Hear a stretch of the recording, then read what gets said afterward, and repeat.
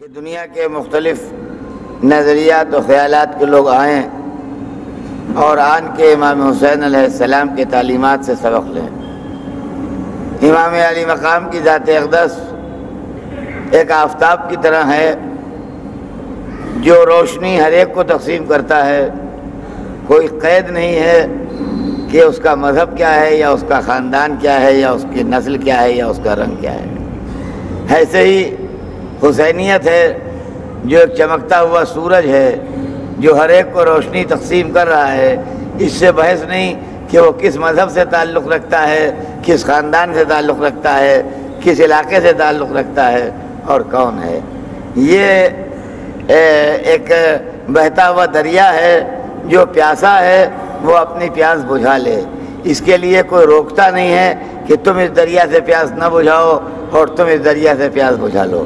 اب یہ پیاسے کا مقدر ہے کہ وہ دریا سے پیاس بجھاتا ہے یا نہیں بجھاتا ہے، یہ اس کا اپنا فعل ہے کہ وہ دریا سے پیاس بجھائے یا دریا سے پیاس نہ بجھائے۔ آج ساری دنیا حسین حسین کر رہی ہے اور ہر طرف یا حسین کی آواز آ رہی ہے۔ کل عاشور کا دن گزرا، آپ نے دیکھا، ٹی وی پر دیکھا ہوگا کہ دنیا کے مختلف علاقوں میں حسین کے نام کی آواز گونج رہی ہے۔ کیا یہ معجزہ نہیں ہے کہ دنیا کی ایک چھوٹی سی لڑائی جو صرف ایک پن پوائنٹ جگہ پر لڑی گئی، اگر ورلڈ میپ پر آپ محرم کا نقشہ دیکھیے گا تو صرف ایک پن پوائنٹ رکھ کے دیکھنا پڑے گا کہ یہاں پر کربلا ہے، اور ٹائم اتنا کم تھا کہ صبح سے شروع ہوئی اور شام کو ختم ہو گئی۔ نہایت مختصر ٹائم میں ایک پن پوائنٹ جگہ کے اوپر لڑائی لڑی گئی، اور اس کے اندر امام کی طرف سے صرف 72 آدمی کام آئے۔ یہ غالباً دنیا کی سب سے چھوٹی لڑائی تھی جو لڑی گئی ذرا سی جگہ کے اوپر، لیکن دنیا کی ہر لڑائی جس میں فرسٹ گریٹ وار اور سیکنڈ گریٹ وار شامل ہیں، جب لڑی گئی تھیں تو ساری دنیا متاثر تھی، جب ختم ہو گئیں تو سمٹ کے تاریخ کا ورق بن گئی۔ لیکن نہ جانے کیا کرشمہ ہے کربلا کی لڑائی میں کہ جب لڑی گئی تو صرف ایک پن پوائنٹ جگہ پر لڑی گئی، لیکن جب انلارج ہونا شروع ہوئی تو آج سارے گلوب کے اوپر کربلا کی لڑائی دکھائی دے رہی ہے۔ سارے گلوب کے اوپر کربلا کی لڑائی دکھائی دے رہی ہے اور ہر طرف حسین حسین ہے۔ کیا اس کے بعد بھی لوگوں کو کچھ حسین کی حقانیت میں شبہ رہے گا اور شک رہے گا؟ میرے دوستو، آج کے زمانے کو ہمیشہ سے زیادہ کربلا کی ضرورت ہے۔ کربلا ہمیشہ ضروری تھی، آج سے 400 برس پہلے بھی ضروری تھی، آج سے 800 برس پہلے بھی ضروری تھی، آج سے 1200 برس پہلے بھی ضروری تھی، اور آج سے 1400 برس پہلے بھی ضروری تھی۔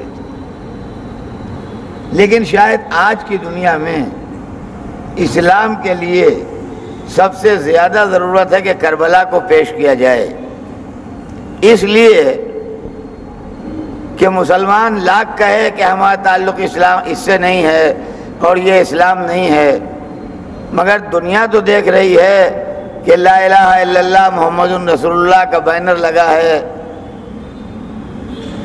اللہ اکبر کہہ کے تلوار ماری جا رہی ہے اور گردن کٹ رہی ہے۔ اب اسلام کے اندر شبہ کیا رہ گیا؟ آپ کہتے رہیے کہ اس کا تعلق اسلام سے نہیں ہے، مگر دنیا میں تو اسلام بدنام ہو رہا ہے، دنیا میں تو اسلام کی رسوائی ہو رہی ہے، دنیا میں تو اسلام کے لیے چمگوئیاں ہو رہی ہیں۔ عزیزان گرامی، کربلا کو اگر سارے مسلمان مل کے پیش کریں تو اسلام کی جان بچ سکتی ہے، ورنہ اسلام پر یوں ہی رسوائی کے دھبے لگتے رہیں گے۔ اب یہ لوگوں کے اپنے اپنے دل کی بات ہے کہ وہ کربلا یاد کرنے پر تیار ہیں یا اب بھی پرانی محبتیں کربلا کو بیان کرنے سے روک رہی ہیں، یہ تو اللہ جانے۔ لیکن اگر آدمی اپنے دل پر یہ سوچ لے کہ ہمیں کربلا کے ذریعے اسلام کو بچانا ہے، تو آپ کے پاس کوئی ٹھوس بات ان کے خلاف کہنے کے لیے نہیں ہے۔ جو اپنے کو مسلمان کہہ رہے ہیں اور اللہ اکبر کہہ کے بنام اسلام گردنیں اڑا رہے ہیں۔ اگر کوئی ٹھوس بات ہے تو یہ ہے کہ آپ ان کے سامنے کربلا پیش کیجئے کہ یہ نعرہ تکبیر آج نہیں لگ رہا ہے، جب حسین شہید کیے گئے جب بھی یہی نعرہ تکبیر لگا تھا، تو یہ اسلام یزیدی اسلام ہے اور ہمارا اسلام حسینی اسلام۔ عزیزان گرامی، آج سب سے زیادہ ضرورت اس بات کی ہے کہ دنیا کے سامنے، دوسری قوموں کے سامنے اسلام کا وہ چہرہ جو دشمنان اسلام نے بنام اسلام داغدار کر دیا ہے، دوبارہ پھر بنام حسین پیش کیا جائے، اور بنام حسین اس کی وضاحت کی جائے کہ حقیقی اور سچا اسلام کیا ہے، اور یہی اسلام کی سب سے بڑی خدمت ہوگی۔ دوسری بات جو سمجھنے اور غور کرنے کی ہے وہ یہ ہے کہ کبھی کبھی لوگ یہ کہہ دیتے ہیں کہ حسین کو ظاہری شکست ہوئی اور یزید کو اصلی شکست ہوئی، باطنی فتح حسین کو حاصل ہوئی۔ یہ ظاہر و باطن کی بات نہ کیجیے، حسین کل بھی کامیاب تھے، حسین آج بھی کامیاب ہیں۔ حسین کو نہ کل شکست ہوئی نہ آج شکست ہوئی۔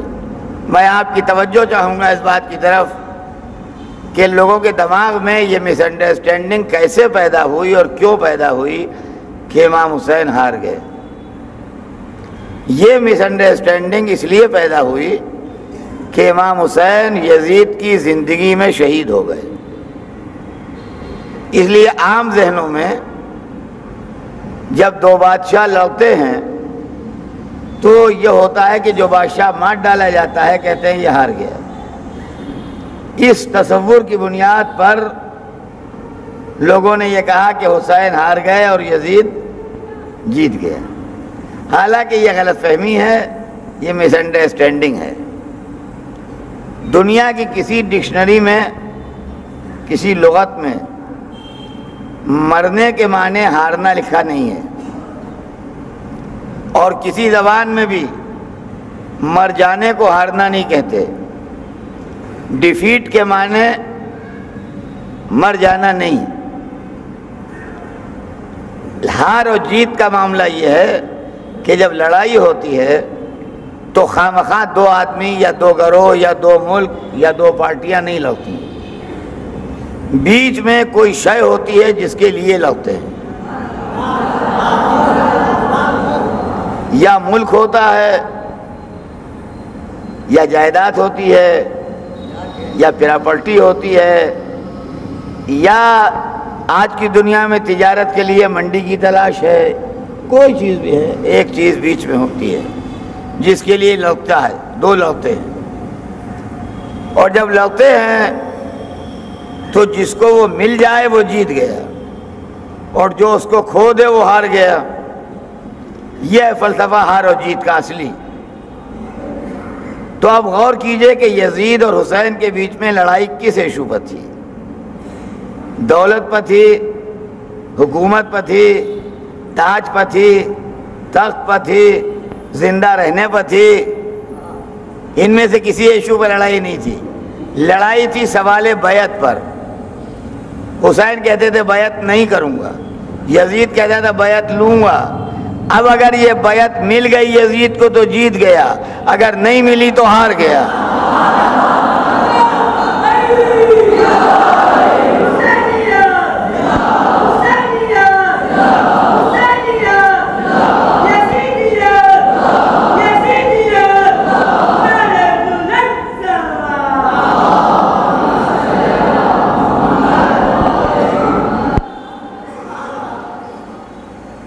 اب یہ بات جو دماغوں میں آئی کہ ہار گئے، تو میں آپ کو ایک مثال دے دوں، اس سے آپ کی بات پوری طرح بچوں کی بھی سمجھ میں آ جائے گی۔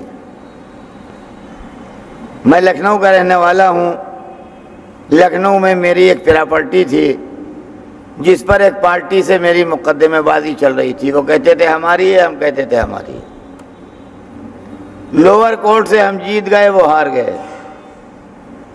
جب ہم کیس جیت گئے تو انہوں نے ہائی کورٹ میں اپیل کی اس کی. ہائی کورٹ سے بھی ہم جیت گئے، وہ ہار گئے. جب وہ ہائی کورٹ سے ہار کے نکلے پسینہ پوچھتے ہوئے تو انہوں نے کہا ہم سپریم کورٹ جائیں گے، دلی تک لڑیں گے، چھوڑیں گے نہیں ان کو.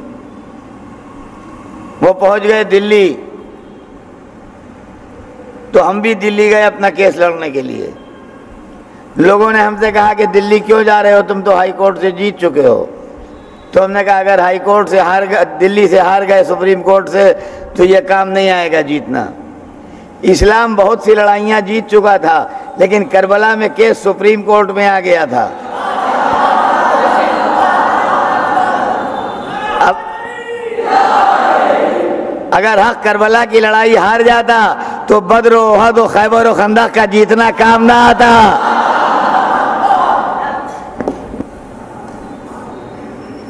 ہم سپریم کورٹ گئے، دلی گئے اپنا کیس لڑنے کے لیے، اور وہاں جا کے ہم نے اپنا کیس لڑا.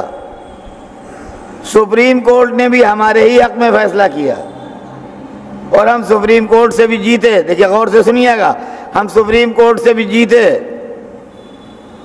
ہماری مخالف پارٹی کا آدمی بھی عدالت میں تھا، ہم بھی تھے. جب جج نے اپنا ججمنٹ سنایا تو ججمنٹ سن کے ہم دونوں آدمی باہر نکلے. وہ اتنا فرسٹریٹڈ تھا اور اتنا غصے میں تھا کہ وہیں عدالت کی گیلری میں ان نے ریوالور نکال کے ہم پر 6 فائر کیے. 6 فائر کیے. ظاہر ہے کہ اس کے بعد زندہ رہنے کا سوال نہیں. فائرنگ کی آواز جج نے بھی سنی. پوچھا باہر کیا ہو رہا ہے، فائرنگ کیسی ہو رہی ہے؟ کسی نے کہا سر وہ جو جیت کے نکلا تھا اس کو مار ڈالا گیا، اس کے مخالف نے مار ڈالا اسے. آپ انصاف سے بتائیے کیا جج اپنا ججمنٹ بدل دے گا کہ اب وہ مر گیا ہے تو ہار گیا، جیتا وہ زندہ رہے؟ ججمنٹ وہی رہے گا. کیا کہا جائے گا؟ وہ مار ڈالے گئے. کون؟ جو جیتے تھے. کس نے مار ڈالا؟ جو ہارا رہا. یہ ہوا ہوگا کہ نہیں ہوگا؟ اب سمجھے آپ کیا معاملہ ہے. لیکن اس کے اندر بات اور بھی ہے کوئی.